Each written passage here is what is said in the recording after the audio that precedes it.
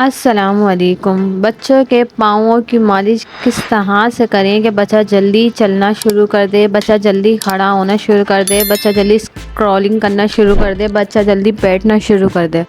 इन सब चीज़ों का ताल्लुक जो होता है वो बच्चों के पाँवों से होता है। अगर बच्चों के पाँव मजबूत होंगे तो बच्चा अपनी सारी एक्टिविटीज़ ऑन टाइम करेगा।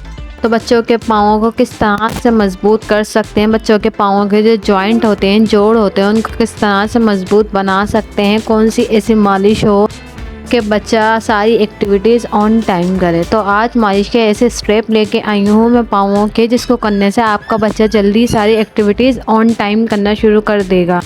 ये स्टेप्स मैंने खुद फॉलो किए थे अपनी बड़ी बेटी पर, जिसने माशाल्लाह से 9 मंथ की एज से चलना स्टार्ट कर दिया था और तकरीबन 6 मंथ में उसने बैठना भी स्टार्ट कर दिया था। क्योंकि ये एक्टिविटीज़ करने की यही उम्र होती है, पर अक्सर ऐसा होता है कि बच्चा 1 साल तक चलना शुरू नहीं करता या उसके बाद भी चलना शुरू नहीं करता।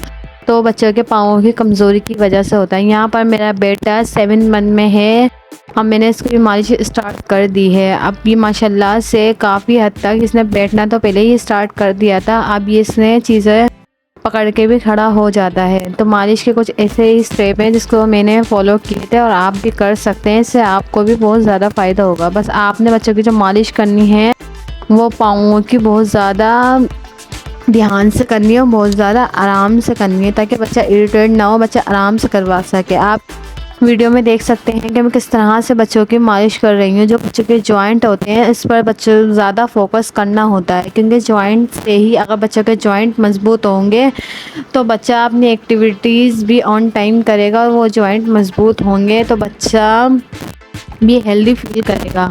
यहाँ पर ये जो पाँवों के ये इस तरह ये जो हिस्सा होता है, इस पर आपने बहुत ज़्यादा ध्यान से मालिश करनी है, क्योंकि यही मेन हिस्सा होता है जिस पर बच्चों का सारा वज़न होता है।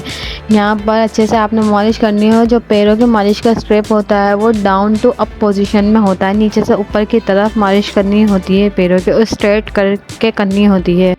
यहाँ पर आपने बच्चे का पैर बिल्कुल स्ट्रेट रखना है और स्ट्रेट ही आपने मालिश करनी है। और यहाँ पर जो घुटने की मालिश है उसको आपने राउंड शेप में मालिश करनी है, क्योंकि इससे बच्चों के जॉइंट मजबूत होते हैं, बच्चा हेल्दी होता है। यहाँ पर मेरा बेटा 7 मंथ का है, माशाल्लाह से सारी एक्टिविटीज़ कर लेता है। बच्चों की जो ये एज होती है ये एक्टिविटीज़ की होती है। अगर बच्चा इस टाइम एक्टिविटीज़ नहीं करे तो आपको बच्चे पर बहुत ज़्यादा ध्यान देने की ज़रूरत होती है और बच्चे पर फोकस करने की ज़रूरत होती है। यहाँ पर एक पाँव की मालिश हो चुकी थी तो दूसरे पाँव की मालिश भी स्टार्ट कर दी है। बस आपने इसी तरह से दूसरे पाँव की भी मालिश करनी है डाउन टू अप पोजीशन में। और पहले आपने जो ये साइड वाला हिस्सा होता है पाँव का, यहाँ से मालिश स्टार्ट करनी है। और बच्चे की जो लेग होती है उसको स्ट्रेट मालिश करनी है, ताकि बच्चे का जो पैर हो वो सीधा हो, और इससे बच्चा जल्दी चलना स्टार्ट कर देता है। अगर बच्चे की पैर मतलब स्ट्रेट होगा, कोई बैंड वगैरह नहीं होगा, तो इसी से बच्चा जल्दी चलना स्टार्ट कर देता है। अगर बच्चे के पाँव में जो ये नसें वगैरह, गुठलियाँ जो वगैरह होती हैं, ये बच्चे की जुड़ी हुई होती हैं, तो इसी वजह से बच्चा चलना स्टार्ट नहीं करता। यहाँ से आपने बच्चे की पाँव के नीचे भी इसी तरह से मालिश करनी है, बिल्कुल स्ट्रेट करके। और जो पाँव का ये नीचे वाला हिस्सा होता है इस पर भी इसी तरह से करनी है, और उंगलियों की भी मालिश करनी है। इससे बच्चे को बहुत सुकून मिलता है, बच्चे की नींद अच्छी होती है, बच्चा पुरसुकून रहता है। आज की बस यही वीडियो थी। पसंद आई हो तो लाइक शेयर एंड सब्सक्राइब लाजमी करिएगा। मिलते हैं नेक्स्ट वीडियो में। अल्लाह हाफिज़, टेक केयर।